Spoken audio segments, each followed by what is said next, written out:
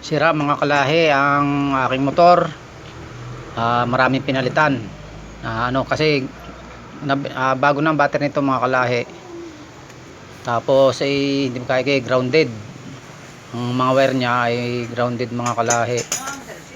Ayan yung bagong battery na binili ko. Tapos itong relay na laser. Yan po mga kalahi. Baklas at mga wire ay grounded.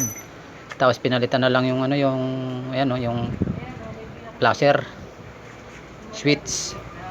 Tapos dito pa rin ang busina. Malakas na po ngayon ang busina mga kalahi, tsaka yung laser. Kahit patay ang makina, gumagana na siya, hindi tulad noon. Namumuto kanina ang mga wire nung kinakabit. Nagagrounded, umuusok Buti din ako dito sa may kay Aba sa Concepcion. Magaling pong mekaniko yan sa mga motor. Mekaniko ng motor, tapos electrician din siya. Yan ang daming pinalitan mga kalahi. Marami pa akong biniling mga pisa-pisa dyan. So ayan makikita nyo. Salamat po sa inyo mga kalahi.